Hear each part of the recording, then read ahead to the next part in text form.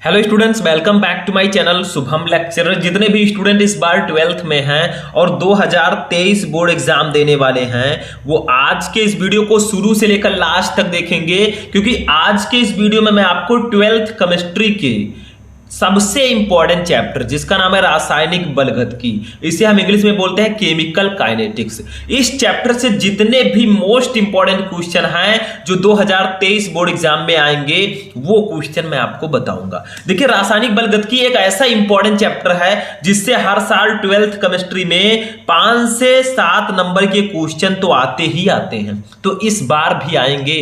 तो इस वीडियो में मैं आपको रासायनिक बलगतिकी चैप्टर के बहुविकल्पीय से विस्तृत तरीके तक जितने भी इंपॉर्टेंट क्वेश्चन है सभी को मैं आंसर के साथ बताऊंगा।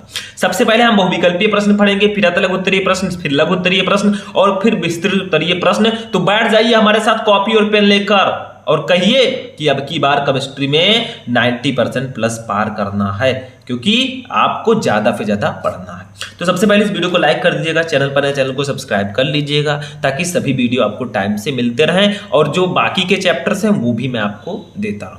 तो सबसे पहले देखिए, बहुविकल्पीय प्रश्नों को देखते हैं इस चैप्टर के। सबसे पहला क्वेश्चन है, प्रथम कोट की अभिक्रिया के लिए वेग स्थिरांक तथा अर्धायुकाल में संबंध है। यानी कि जो प्रथम कोट की अभिक्रिया होती है इसके लिए वेग स्थिरांक और अर्धायुकाल में क्या संबंध होता है। ठीक है, तो फर्स्ट है k = 0.6932 अपान t हाफ, और सेकंड है t हाफ = k अपान 0.6932, थर्ड है t half = 0.6932 k and fourth है इनमें से कोई नहीं। तो देखिए, मैंने आपको बताया था कि जो प्रथम कोट की अभिक्रिया होती है इसके लिए वेग स्थिरांक और अर्धायुकाल में जो रिलेशन होता है वो होता है k = 0.6932 अपान t हाफ। तो ये आपका सही आंसर होगा, ऑप्शन नंबर फर्स्ट। ठीक है, ये राइट आंसर होगा। तो ऐसे ही आपको बहुविकल्पीय प्रश्न दिए जाएंगे, आपको आंसर लिखना होगा, सिर्फ कंफ्यूज नहीं होना है, क्योंकि ये फॉर्मूला बहुत ज्यादा इंपॉर्टेंट है, इससे न्यूमेरिकल भी आते हैं। दूसरा देखिए, शून्य कोट की अभिक्रिया के लिए वेग स्थिरांक का मात्रक है। मैंने बताया था शून्य कोट की अभिक्रिया जो होती है उसके लिए वेग स्थिरांक का मात्रक क्या होता है। फर्स्ट है लीटर सेकंड इनवर्स, सेकंड है लीटर मोल इनवर्स सेकंड, ठीक है, सेकंड, और थर्ड है mole litre inverse second inverse, fourth है मोल सेकंड इनवर्स। तो देखिए, mole litre inverse second inverse होता है, मैंने बताया था आपको कि प्रथम कोट शून्य कोट की अभिक्रिया के लिए वेग स्थिरांक का मात्रक होता है mole litre inverse second inverse. तो इसको नोट कर लीजिए, जल्दी से नोट कीजिए। चलिए थर्ड क्वेश्चन देखते हैं। अब देखिए स्टूडेंट, थर्ड क्वेश्चन हमारा है, ध्यान दीजिएगा क्योंकि बहुत इंपॉर्टेंट क्वेश्चन है ये सब। किस कोट की अभिक्रिया के लिए वेग तथा स्थिरांक की इकाई समान होती है। बताइए, ऐसी कौन सी कोट की अभिक्रिया होती है जिसके लिए वेग तथा वेग स्थिरांक की इकाई जो होते हैं का मात्रक जो होता है वो समान होता है। तो फर्स्ट है शून्य, सेकंड है प्रथम, थर्ड है द्वितीय, फोर्थ है तृतीय। तो जो शून्य कोट की अभिक्रिया होती है, फर्स्ट ऑप्शन सही होगा। जो जीरो ऑर्डर रिएक्शन होती है इसके लिए वेग तथा वेग स्थिरांक दोनों का मात्रक समान होता है, क्योंकि शून्य कोट की अभिक्रिया का मात्रक होता है mole litre inverse second inverse, वही उसके वेग का भी मात्रक होगा। चौथा देखिए क्या है, प्रथम कोट की अभिक्रिया के लिए वेग स्थिरांक की इकाई क्या है। अभी हमने देखा कि शून्य कोट की अभिक्रिया के लिए mole litre inverse second inverse होता है। अब प्रथम कोट की अभिक्रिया है तो इसके लिए जो आंसर होगा वो होगा सेकंड इनवर्स, यानी कि प्रथम कोट की अभिक्रिया के लिए वेग स्थिरांक का मात्रक होता है सेकंड इनवर्स। ठीक है, समझ में आ रहा है ना। शून्य कोट की अभिक्रिया और प्रथम कोट की अभिक्रिया का मात्रक अलग अलग होगा। ठीक है, that is the difference. 5 number question देखिए क्या है, प्रथम कोट की अभिक्रिया के लिए वेग स्थिरांक के का समीकरण है। यानी कि मान लीजिए प्रथम कोट की अभिक्रिया है, उसमें हमें वेग स्थिरांक निकालना है, तो कैसे निकालेंगे। तो इसका फॉर्मूला क्या होगा। फर्स्ट है k = 0.2303 upon t log 10 a upon a - x। a क्या है, a है अभिकारक की प्रारंभिक सांद्रता, a - x क्या है, t समय पश्चात अभिकारक की सांद्रता। ठीक है, दूसरा है k = 4.306 upon t log 10 a upon a - x। Third है k = 2.303 upon t square into log 10 a upon a - x। Fourth है k = 10 upon t log 10 a upon a - x। तो इसका राइट आंसर होगा option number first, k = 2.303 upon t log 10 a upon a - x। ये प्रथम coat की अभिक्रिया के लिए वेग स्थिरांक का मात्रक होगा। यहाँ पर आप समय भी निकाल सकते हैं, ये t समय है, a है अभिकारक की प्रारंभिक सांद्रता, a - x है t समय पश्चात अभिकारक की सांद्रता। ठीक है, बस हो गया, सिंपल सा। तो 5 का फर्स्ट ऑप्शन राइट होगा। चलिए नेक्स्ट क्वेश्चन देखते हैं।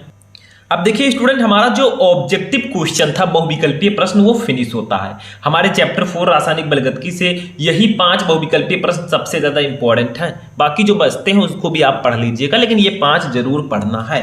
अब देखिए अति लघु उत्तरीय प्रश्नों पर आते हैं कि इस चैप्टर में कौन कौन से अति लघु उत्तरीय प्रश्न इंपॉर्टेंट हैं जो 1 नंबर 2 नंबर के आते हैं। ठीक है, अभिक्रिया का वेग क्या है, ठीक है, what is the velocity of rate of reaction. ठीक है, अभिक्रिया का वेग क्या होता है या अभिक्रिया की दर क्या होती है। देखिए मैंने बताया वह दर जिस पर समय के साथ साथ अभिकारक पदार्थों का सांद्रण परिवर्तित होता है अभिक्रिया का वेग कहलाता है।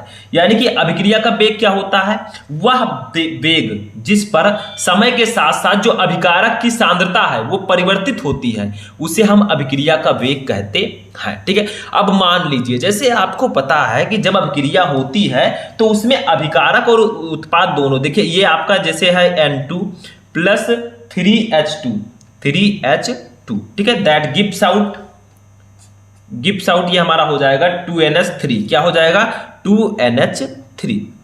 तो बताइए इनमें जो हमारा N2 और 3H2 है ये है अभिकारक। ठीक है, जब इसकी अभिक्रिया नाइट्रोजन की अभिक्रिया हाइड्रोजन से कराते हैं तो हमारा क्या बनता है 2NH3 यानी कि अमोनिया बनती है। तो ये जो हमारा होगा ये अभिकारक होगा और जो अभिक्रिया का वेग होता है वो अभिकारक की सांद्रता पर निर्भर करता है, उत्पाद की नहीं। ठीक है, तो ये आपका हो जाएगा। अब मान लीजिए जैसे हम मान लेते हैं, यहां पर लिखिएगा मेरे साथ। ठीक है, यदि सूक्ष्म अंतराल यानी कि टाइम बताया जा रहा है, यदि सूक्ष्म अंतराल, ठीक है, सूक्ष्म अंतराल का मतलब हमें टाइम बताया जा रहा है dt। मान लीजिए dt समय में, ठीक है, सूक्ष्म अंतराल dt में अभिकारक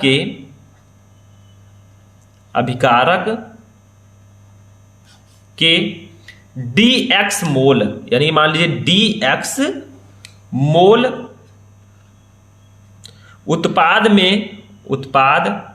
उत्पाद क्या होता है। देखिए जब हम अभिकारक की रिएक्शन कराते हैं तो हमारा उत्पाद बनता है, ये जो NH3 है अमोनिया ये उत्पाद है, ये हैबर विधि का जो है रिएक्शन है। ठीक है, मोल उत्पाद में परिवर्तित होते हैं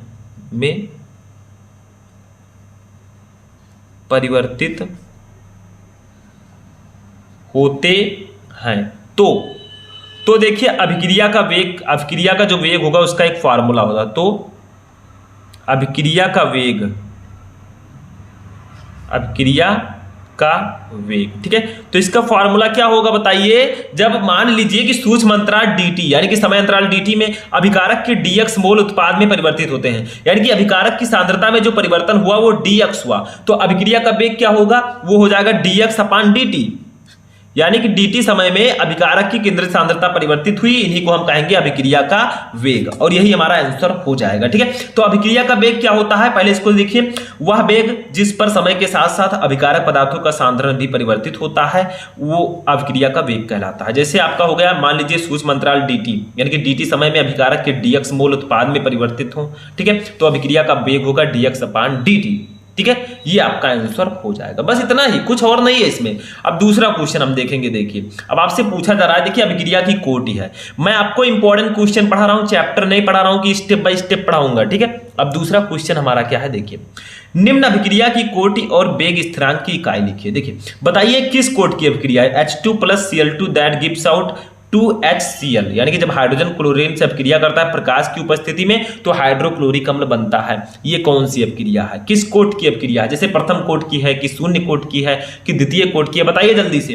तो देखिए ये शून्य कोट की अपक्रिया है। ठीक है, क्यों अपक्रिया शून्य कोट की है, क्योंकि जो अभिक्रियाएं प्रकाश की उपस्थिति में होंगी वो शून्य कोट की अभिक्रिया होंगी, क्योंकि जो अभिक्रिया की कोटि होती है वो अभिकारक की सांद्रता पर निर्भर करती है, और यहां पर जो अभिकारक की सांद्रता है वो अभिक्रिया के वेग पर निर्भर नहीं करता है, यानी कि जो इसकी सांद्रता है ये इस पर निर्भर नहीं करती, तो ये क्या होगा, इसकी कोटि जो होगी वो शून्य होगी। ठीक है, क्योंकि मैंने आपको पहले भी बताया कि शून्य कोट की अभिक्रिया क्या होती है, वह अभिक्रिया जिसकी प्रगति में अभिकारक के किसी भी अणु का सांद्रण परिवर्तित ना हो, यानी कि मान लीजिए अभिक्रिया हो रही है और यहां पर किसी अभिकारक जो है हमारा H2 और Cl2, इसमें किसी की सांद्रता में कोई परिवर्तन नहीं हो रहा है, अर्थात जिसका वेग जो है अभिकारक के सांद्रता पर निर्भर नहीं करता, यानी कि अभिक्रिया के वेग जो है इन अभिकारक की सांद्रताओं पर निर्भर नहीं करता, तो ये शून्य कोट की अभिक्रिया होगी। तो हम नीचे लिख देंगे अभिक्रिया शून्य कोट की होगी, अभिक्रिया, या आप लिख सकते हैं उपरोक्त अभिक्रिया शून्य कोट की होगी, शून्य कोट की होगी, ठीक है, क्योंकि इसमें अभिक्रिया का जो वेग है वो अभिकारक की सांद्रता पर निर्भर नहीं करता। इसका मात्रक क्या होगा जल्दी से बताइए। शून्य कोट की अभिक्रिया का मात्रक मैंने बताया था। शून्य कोट की अभिक्रिया के लिए वेग स्थिरांक का मात्रक होता है mole litre inverse, mole litre inverse second inverse, second inverse, ठीक है। ये मात्रक हो जाएगा, क्योंकि देखिए पहले आपसे पूछा गया कि ये किस कोट की अपक्रिया है और इसका मात्रक बताइए, तो ये जो है शून्य कोट की अपक्रिया है और शून्य कोट की अपक्रिया का मात्रक होता है mole litre inverse second inverse. बस इतना ही हमें करना था, हमने लिख दिया, ठीक है, समझ में आ गया। चलिए नेक्स्ट क्वेश्चन देखते हैं। अब देखिए स्टूडेंट, नेक्स्ट क्वेश्चन हमारा जो है वही क्वेश्चन लगभग आ गया। देखिए शून्य कोट की अपक्रिया से आप क्या समझते हैं, आपको डेफिनेशन भी देना है, उदाहरण द्वारा समझाइए, इसके वेग स्थिरांक का व्यंजक लिखिए। तो देखिए शून्य कोट की अपक्रिया क्या होती है, मैंने बताया था वह अपक्रिया जिसकी प्रगति में अभिकारक के किसी भी अणु का सांद्रण परिवर्तित नहीं होता है, ठीक है, अर्थात जिसका वेग अभिकारक के सांद्रण पर अभिकारक के सांद्रण। तो देखिए यहां पर ये वाला लाइन आप कट कर दीजिए, ठीक है, यहां पर ये वाला लाइन वैसे ही लिख दिया गया है, ठीक है, 2 बार लिख दिया गया है। तो देखिए क्या है, वह अभिक्रिया जिसकी प्रगति में अभिकारक के किसी भी अणु का सांद्रण परिवर्तित नहीं होता है, अर्थात जिसका वेग अभिकारक के सांद्रता पर निर्भर नहीं करता, वो शून्य कोट की अपक्रिया कहलाती है। यानी कि शून्य कोट की अपक्रिया में जो अभिक्रिया का वेग होगा वो अभिकारक की सांद्रता पर निर्भर नहीं करेगा, या अभिकारक की किसी भी अणु का सांद्रता उसमें परिवर्तित नहीं होगा, वो शून्य कोट की अपक्रिया होगी। जैसे मैंने एग्जांपल तो अभी आपको बताया था, उदाहरण बताइए, क्योंकि इसमें मैंने बताया है, ठीक है। जैसे मान लीजिए यहां पर मैंने आपको बताया, ठीक है, उदाहरण, ठीक है। अब उदाहरण में हम क्या ले रहे हैं पहले इसको ध्यान से समझिए, ठीक है। उदाहरण इसका हो जाएगा जैसे सूर्य के प्रकाश की उपस्थिति में, सूर्य, ऐसे उदाहरण लिख देना अच्छा सा बोर्ड एग्जाम में, ऐसे लिखकर नहीं आना है, पहले आपको डेफिनेशन लिखना है फिर उदाहरण लिखना है। प्रकाश की उपस्थिति में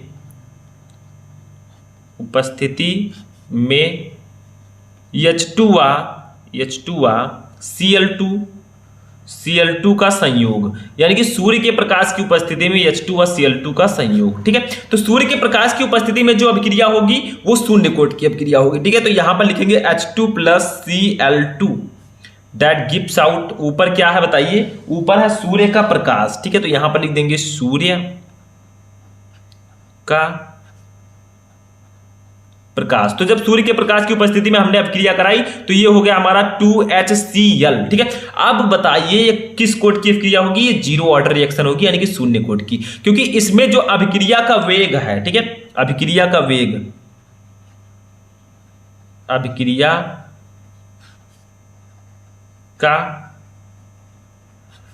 जो है, ठीक है, अभिक्रिया का जो वेग है वो ना तो अभिकारक की सांद्रता पर निर्भर करता है, यानी कि H2 की जो सांद्रता है वो 0 होगी, ठीक है, यहां पर K लिख दीजिएगा ज्यादा बेटर रहेगा। H2 की सांद्रता 0 और Cl2 की सांद्रता भी 0 होगी, ठीक है। तो यहां पर ये इसके अभिकारक की सांद्रता पर निर्भर नहीं करता है, तो ये हमारा होगा शून्य कोट की अभिक्रिया, ठीक है, ठीक है। तो ये हमारा शून्य कोट की अभिक्रिया होगी, क्योंकि देखिए इसमें जो घात है इस पे 0 है, तो 0 है तो ये जीरो ऑर्डर रिएक्शन होगा, ठीक है। तो याद रखिएगा जो शून्य कोट की अभिक्रिया होती है इसमें जो अभिक्रिया का वेग होता है वो अभिकारक की सांद्रता पर निर्भर नहीं करता, ठीक है। अब देखिए इसका मात्रक क्या हो जाएगा, मात्रक तो मैंने बता ही दिया है आपको, भी एक बार और बता देता हूं, ठीक है, क्योंकि ये क्वेश्चन ऐसे आता है। तो शून्य कोट की अभिक्रिया के लिए वेग स्थिरांक का जो व्यंजक होगा वो क्या होगा बताइए, वेग स्थिरांक का व्यंजक, तो देखिए जो मात्रक होगा वो शून्य कोट की अभिक्रिया के लिए mole litre inverse second inverse होगा, ठीक है। मैं मात्रक बता रहा हूं, व्यंजक नहीं बता रहा हूं, ठीक है। तो mole litre inverse second inverse हो जाएगा। तो ये आपका था शून्य कोट की अभिक्रिया, अतलभुत्री में इतना ही आपको लिखना होता है, तो ये आपका हो जाएगा रिएक्शन, ठीक है। चलिए नेक्स्ट क्वेश्चन देखते हैं। अब देखिए स्टूडेंट, हमारा जो 4th क्वेश्चन है अतलभुत्तरीय प्रश्नों में, ये बहुत ज्यादा इंपॉर्टेंट है। ये है प्रथम कोट की अभिक्रिया से आप क्या समझते हैं, उदाहरण द्वारा समझाइए। तो देखिए शून्य कोट की अभिक्रिया में जो अभिक्रिया का वेग था वो अभिकारक की सांद्रता पर निर्भर नहीं करता था, लेकिन इसमें जो अभिक्रिया का वेग होगा वो अभिकारक केवल एक अभिकारक की सांद्रता के पर निर्भर करेगा। देखिए प्रथम कोटि की अभिक्रिया क्या होती है, वह अभिक्रिया जिसका वेग केवल एक अभिकारक की सांद्रता के अनुक्रमानुपाती होता है प्रथम कोटि की अभिक्रिया कहलाती है। ठीक है, यानी कि जो इसमें अभिक्रिया का वेग होता है वो अभिकारक के एक सांद्रता के अनुक्रमानुपाती होता है। जैसे उदाहरण देखिए, निम्नलिखित अभिक्रिया में, देखिए एक उदाहरण मैं पहले बता दूं, ठीक है, एक एग्जांपल यहां पर मैं रिएक्शन आपको यहां पर बता रहा हूं, आप लोग ध्यान से समझिएगा कि आखिर रिएक्शन होगा क्या। ठीक है, प्रथम कोटि की अभिक्रिया का तो देखिए यहां पर मैं लेता हूं C12H22O11। ठीक है, बताइए यह है क्या, बताइए जल्दी। ये फक्कर है, चीनी जिसको हम लोग बोलते हैं, इसकी H2O के साथ अभिक्रिया हम कराते हैं। ठीक है, तो H2O के साथ अभिक्रिया कराएंगे तो बनेगा क्या बताइए, ये ग्लूकोज और फ्रक्टोज में टूट जाएगा, C6H12O6 और प्लस C6H12O6, ये ग्लूकोज और फ्रक्टोज में टूट गया।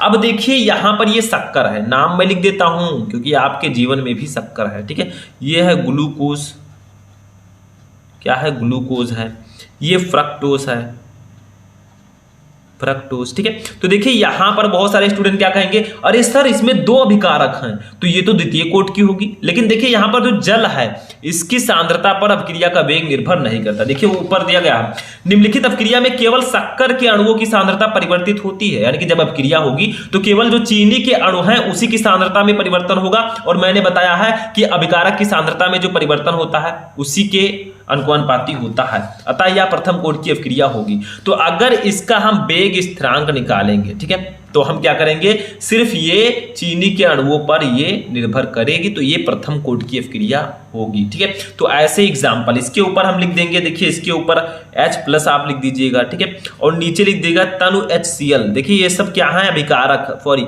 ये सब आपके हैं उत्प्रेरक। ठीक है, या H2SO4 की उपस्थिति में यह अभिक्रिया होती है। ठीक है, तो ये आपका हो जाएगा प्रथम कोटि की अभिक्रिया, क्योंकि देखिए इसमें अभिकारक तो दो दिख रहे हैं लेकिन जो अभिक्रिया का वेग है वो केवल चीनी के अणुओं पर निर्भर करता है, तो ये प्रथम कोटि की अभिक्रिया होगी। या आप अगर अभिक्रिया का वेग यहां पर निकालना चाहेंगे, ठीक है, अभिक्रिया का वेग मान लीजिए निकालते हैं हम, अभिक्रिया का वेग, ठीक है, क्योंकि जो अभिक्रिया की कोटि होती है वो अभिक्रिया के वेग पर डिपेंड करती है, तो ये होगा K। देखिए हमारा जो अभिकारक है C12H22O11, ठीक है, तो सिर्फ इसी की सांद्रता पर निर्भर करेगी, तो इसके घात पर 1 है, तो ये प्रथम कोटि की अभिक्रिया होगी। ठीक है, और ऐसे भी आप पहचान सकते हैं प्रथम कोटि की अभिक्रिया। मान लीजिए आपके अभिकारक में सिर्फ एक ही यौगिक है तो आपका वो प्रथम कोटि की अभिक्रिया होगी, लेकिन यहां पर ये आपका छद्म प्रथम कोटि की अभिक्रिया है, क्योंकि स्यूडो, ठीक है, वन ऑर्डर स्यूडो आपका फर्स्ट ऑर्डर रिएक्शन है, क्योंकि देखिए इसमें H2O भी है लेकिन H2O की सांद्रता में कोई परिवर्तन नहीं होता, अभिक्रिया की जो वेग है वो इस पर डिपेंड नहीं करता। ठीक है, थोड़ा बहुत समझना होगा, मैनेज करना होगा, तभी आप समझ पाएंगे। तो ये होगी आपकी प्रथम कोटि की अभिक्रिया। ठीक है, समझ में आ गया। तो क्वेश्चन था कि प्रथम कोटि की अभिक्रिया से आप क्या समझते हैं, उदाहरण द्वारा समझाइए, तो हमने समझा दिया। चलिए नेक्स्ट क्वेश्चन देखते हैं। अब देखिए स्टूडेंट, नेक्स्ट क्वेश्चन हमारा है, प्रथम कोटि की अभिक्रिया के लिए वेग स्थिरांक की इकाई ज्ञात कीजिए। यानी कि आपको प्रथम कोटि की अभिक्रिया के लिए वेग स्थिरांक का जो मात्रक होता है वो निकालना है। मैंने तो बता दिया था आपका सेकेंड इनवर्स होता है, लेकिन कैसे होता है, तो देखिए प्रथम कोटि की अभिक्रिया के लिए मैं यहां पर लिखता हूं, प्रथम कोटि की अभिक्रिया के लिए, अभिक्रिया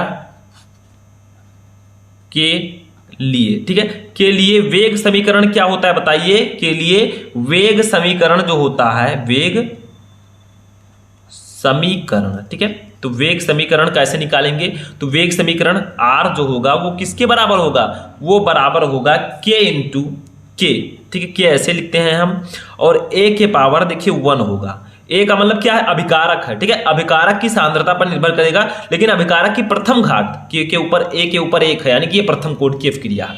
अब देखिए हम क्या निकालेंगे, यहां पर हमें क्या निकालना है, K की इकाई निकालना है अगर, ठीक है, यानी कि जो प्रथम कोटि की अभिक्रिया, K क्या है आपका, वेग स्थिरांक है, ये जो K है ये वेग स्थिरांक है। ठीक है, तो हमें प्रथम कोटि की अभिक्रिया के लिए वेग स्थिरांक निकालना है, तो हम क्या करेंगे बताइए, K की इकाई हमें निकालना है, K की इकाई लिख दीजिए, K की इकाई, ठीक है, यानी कि K का मात्रक निकालना है। तो हमें क्या करना होगा, देखिए R के नीचे A लाना होगा, तो हमें R की इकाई, अब देखिए A जो हमारा है वो उधर गुणे में था, इसके नीचे आ जाएगा, तो हमारा हो जाएगा A की इकाई, ठीक है। अब यहां से हम प्रथम कोटि की अभिक्रिया के लिए मात्रक निकाल लेंगे। तो देखिए आर की इकाई क्या होगी, आर की इकाई जो होती है, ठीक है, जो अभिक्रिया का वेग समीकरण होता है आर, इसकी जो इकाई होती है वो होती है मोल प्रति लीटर प्रति सेकंड, ठीक है, प्रति सेकंड, अपान ए की जो इकाई होती है प्रथम कोटि की अभिक्रिया के लिए वो होता है मोल प्रति लीटर। जो अभिकारक की सांद्रता होती है उसका मात्रक होता है मोल प्रति लीटर। तो देखिए यहां से हम मोल प्रति लीटर को कैंसिल कर दें तो हमारा क्या बता, प्रति सेकंड, यानी कि जो हमारा के की इकाई आई, के की इकाई यानी कि के का मात्रक आया प्रथम कोटि की अभिक्रिया के लिए वेग स्थिरांक का मात्रक, वो हमारा आ गया सेकंड इनवर्स। देखिए प्रति सेकंड को हम सेकंड इनवर्स भी लिख सकते हैं, सेकंड इनवर्स, ठीक है। चाहे हम इसको इस प्रकार से लिखें 1/सेकंड, ठीक है, चाहे इसको लिखें हम सेकंड इनवर्स। तो ये हमारा प्रथम कोटि की अभिक्रिया के लिए वेग स्थिरांक का मात्रक आ चुका है, कुछ नहीं है इसमें, ठीक है। तो इसको भी नोट कर लीजिए। चलिए नेक्स्ट क्वेश्चन देखते हैं, अतलग उत्तरीय। अब देखिए जो नेक्स्ट क्वेश्चन है इसको थोड़ा सा आपको समझना होगा, क्यों, क्योंकि देखिए इंपॉर्टेंट है। प्रथम कोटि की एक अभिक्रिया में 50 सेकंड में पदार्थ की सांद्रता प्रारंभिक सांद्रता की आधी रह जाती है, इसके वेग स्थिरांक की गणना कीजिए। यानी कि आपको अर्धायु काल दिया गया है 50 सेकंड, क्योंकि 50 सेकंड में पदार्थ की सांद्रता प्रारंभिक सांद्रता की आधी रह जाती है, तो आधी का मतलब 50 अर्धायु काल है, ठीक है। तो हम लिखेंगे यहां पर हमें दिया गया टी हाफ, अर्धायु काल को हम टी हाफ पे डिनोट करते हैं। ये भैया हमें दिए गए हैं 50 सेकंड, 50 सेकंड। तो अब हम निकाल लेते हैं अभिक्रिया का वेग स्थिरांक, ठीक है। तो प्रथम कोटि की अभिक्रिया के लिए लिखेंगे प्रथम, मैंने अभी बहुविकल्पीय प्रश्न में ये वाला फॉर्मूला मैंने बताया था। प्रथम कोटि की अभिक्रिया के लिए, अभिक्रिया के लिए बताइए वेग स्थिरांक का फॉर्मूला क्या होगा अर्धायु काल के पदों में। तो वो हो जाएगा k = 0.6932 अपान टी हाफ, ठीक है। अब यहां से इसको सॉल्व करने का एक ही तरीका है, उसको मैं बता देता हूं आपको। देखिए यहां पर क्या करेंगे, हम लिखेंगे 0.6932 अपान टी हाफ की वैल्यू है 50 सेकंड। देखिए ध्यान दीजिएगा, इसको मैं ऐसे कर देता हूं, ठीक है। अब देखिए यहां पर हम करेंगे क्या, ध्यान दीजिए थोड़ा सा। देखिए हम इसको क्या करेंगे, k = लिख देंगे। देखिए 0.6932 को हम लिख सकते हैं 6.932, लेकिन एक अंक हम इधर आए हैं, एक अंक हम इधर आए हैं, तो हमारा 10 की पावर -1 से गुणा करना होगा, ठीक है। अपान 50 को हम लिख सकते हैं 5 × 10, लिख सकते हैं कि नहीं लिख सकते, बताइए, लिख सकते हैं। अब देखिए यहां पर क्या करेंगे, k = हमारा बचेगा, थोड़ा विस्तार से मैं बता रहा हूं, 6.932 अपान 5, ठीक है, इंटू 10 की पावर -1 इंटू ये 10 ऊपर जाएगा तो ये 10 की पावर +1 है, ऊपर हो जाएगा तो 10 की पावर -1 हो जाएगा। पहले इसको कट करते हैं 6.932 को 5 से, तो हमारा आ जाएगा अप्रॉक्स 1.38, ठीक है, ये आ गया। बस इसको सॉल्व कर लेंगे तो हमारा आ जाएगा k = 1.38 इंटू ये 10 के पावर -1, ये -1 माइनस प्लस दोनों जुड़ जाएंगे, -2 हो जाएगा। इसका मात्रक होगा प्रथम कोटि की अभिक्रिया के लिए वेग स्थिरांक का मात्रक बताइए, सेकंड इनवर्स, और यही हमारा आंसर हो जाएगा। कुछ नहीं है इसमें, हलवा है बिल्कुल, बस आपको क्या करना है, ये फॉर्मूला याद होना चाहिए, ठीक है, अर्धायु काल के पदों में। तो ये थे हमारे 6 मोस्ट इंपॉर्टेंट अति लघु उत्तरीय प्रश्न। तो हमने बहुविकल्पीय प्रश्न इस चैप्टर के पढ़े, अति लघु उत्तरीय प्रश्न पढ़े। अब चलिए लघु उत्तरीय प्रश्नों को देखते हैं। अब देखिए स्टूडेंट, लघु उत्तरीय प्रश्नों का मैं सिर्फ क्वेश्चन ही बताऊंगा, क्योंकि इसका आंसर सर ऑलरेडी पढ़ा चुके हैं, ठीक है। तो इसमें देखिए क्वेश्चन मैं बता दे रहा हूं, आंसर भी बहुत जल्दी बताऊंगा अगर आप लोग कहेंगे, वीडियो को लाइक करेंगे। तो देखिए लघु उत्तरीय प्रश्न में कौन कौन इंपॉर्टेंट है। फर्स्ट है आणविकता तथा कोटि में अंतर स्पष्ट कीजिए, यानी कि molecularity, difference between molecularity and order of reaction, ठीक है। N2O5 के अपघटन की कोटि निर्धारित कीजिए, ये इंपॉर्टेंट है। दूसरा देखिए, सिद्ध कीजिए कि प्रथम कोटि की अभिक्रिया को 3/4 पूर्ण करने में लगा समय अर्धायु क्रिया का पूर्ण करने में लगे समय का 2 गुना होता है, ये भी सर बता चुके हैं, हम भी बताए हैं। तीसरा है एक प्रथम कोटि की अभिक्रिया 100 सेकंड में 50% संपन्न होती है, अभिक्रिया का वेग स्थिरांक ज्ञात कीजिए। ये उसी फॉर्मूले से लगेगा, प्रथम कोटि की अभिक्रिया वाला जो था, k = 2.3003 upon t log 10 a upon a minus x, ठीक है, उसी से लगाएंगे हम लोग। और मैंने बताया भी ये न्यूमेरिकल, आप लोग सर्च कीजिए रासायनिक बलगत इंपॉर्टेंट न्यूमेरिकल शुभम लेक्चर, आपको वीडियो मिल जाएगा। चौथा देखिए, आभासी एकाणुक अभिक्रिया को उदाहरण द्वारा समझाइए, ठीक है, जैसे मैंने चीनी का जल अपघटन कराया था तो ग्लूकोज फ्रक्टोज में टूटा था, वही वाला, ठीक है। प्रथम कोट की अभिक्रिया का अर्धायुकाल 60 मिनट है, कितने समय में अभिक्रिया का 90% भाग पूर्ण होगा, ये सब न्यूमेरिकल में बता चुका हूं, क्योंकि जो चौथा चैप्टर रासायनिक बलगत की, ये न्यूमेरिकल्स के लिए ही जाना जाता है, तो इसके न्यूमेरिकल आपको पढ़कर जाने हैं। चलिए नेक्स्ट क्वेश्चन देखते हैं। अब देखिए स्टूडेंट 6 नंबर क्वेश्चन हमारा है लघुत्तरीय में, अभिक्रिया की कोटि और आणविकता को समझाइए। देखिए वहां पर अभिक्रिया की कोटि और आणविकता में अंतर बताना था, यहां पर आपको डेफिनेशन बताना है, समझाना है, ठीक है। तो ये हमारे लघुत्तरीय प्रश्न थे, क्योंकि केमिस्ट्री में बहुत ज्यादा लघुत्तरीय प्रश्न आते हैं और लघुत्तरीय प्रश्नों के लिए हमारा रासायनिक बलगत की चैप्टर बहुत इंपॉर्टेंट है, तो इन क्वेश्चन को पढ़कर जाइएगा। इससे जो सबसे कम क्वेश्चन आता है वो है विस्तृत उत्तरीय प्रश्न, यानी कि रासायनिक बलगत की चैप्टर से विस्तृत उत्तरीय प्रश्न नहीं आते या एक आध क्वेश्चन आता है। वो क्वेश्चन कौन सा है? रासायनिक अभिक्रिया के वेग पर प्रभाव डालने वाले कारकों का उल्लेख कीजिए, यानी कि जो रासायनिक अभिक्रिया का वेग होता है उसको कौन कौन कारक प्रभावित करते हैं। तो ये था 12th केमिस्ट्री के चैप्टर 4 के सभी इंपॉर्टेंट क्वेश्चन, बहुविकल्पीय से विस्तृत उत्तरीय तक। अब आप लोग कमेंट करके बताइएगा इनमें से कितने क्वेश्चन आपको पहले से पता थे। तो चलिए हम मिलते हैं नेक्स्ट चैप्टर के साथ नेक्स्ट वीडियो में, तब तक के लिए थैंक यू।